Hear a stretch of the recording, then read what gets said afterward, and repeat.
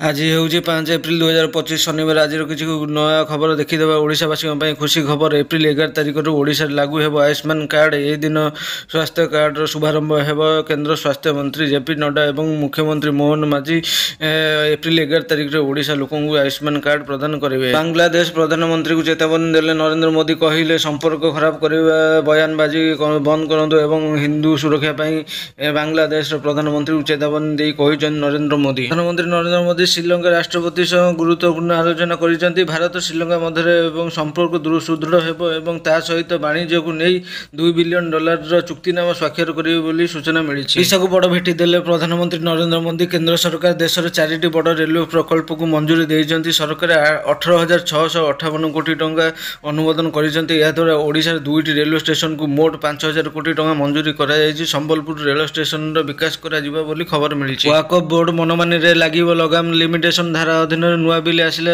आज राष्ट्रपति Droupadi Murmu Waqf bill board bill हस्ताक्षर करेंगे। आज सारा भारत में वाकफ बिल विरोध में नुआ नियम लागू होवर खबर मिली। आसिला बड़ खबर। एथर वर्ष को 2 थर मैट्रिक परीक्षा देवे 10म श्रेणी छात्र छात्री। लागू है नुआ नियम 2025-26 शिक्षा वर्ष 10म श्रेणी छात्र छात्री मैंने वर्ष को 2टी बोर्ड परीक्षा देवे।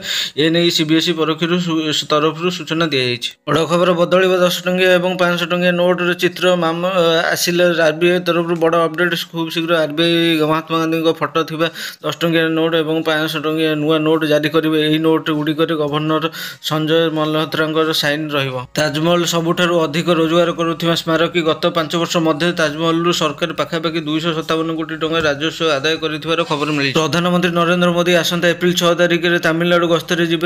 रामनवमी अवसर में पाम्बन रेल सेतुर उद्घाटन करेंगे प्रधानमंत्री नरेंद्र मोदी। ता सहित 8,300 कोटी अधिक मूल्यर प्रकल्प उद्घाटन करेंगे। केन्दुझर जिला गस्तर जी मुख्यमंत्री मोहन माझी। एप्रिल 10 तारिख में केन्दुझर में विश्व शांति महायज्ञ में जोग देवाई मुख्यमंत्री केन्दुझर जिला गस्तर जी खबर मिली। बड़ खबर। आज हूँ प्रभु श्री लिंगराज रुकुणा रथ यात्रा आज आरंभ हो। आज रुकुणा रथ यात्रा रे जोगदेवे मोहन माझी। भुवनेश्वर लिंगराज मंदिर में आज प्रबल भिड़। प्रभु श्री लिंगराज रुकुणा रथ में बसी भक्त को देखा करने बाहर को आसवे। भक्त मैंने प्रभु देखा करने बहुत भिड़ में लगी रही। रेल में यात्रा करुवा लोक बड़ पदक्षेप नहीं मोदी सरकार। एवं ट्रेन में जदि मोबाइल फोन हजि जाऊँगी चोरी हो गले यात्री को आउ कि चिंता कर आवश्यक ना। कारण जो यात्री ट्रेन में मोबाइल चोरी हो जाऊँगी से मामला रुजु करेंगे। से रेलवे CIR पोर्टाल अभियोग करेंगे। रेलवे RPF पुलिस और साइबर सेल आपण मोबाइल को तुरंत खोजिदेवे बोली खबर मिली। कलाकार महासंघ को मालिक संघर शक्त चापुड़ा आग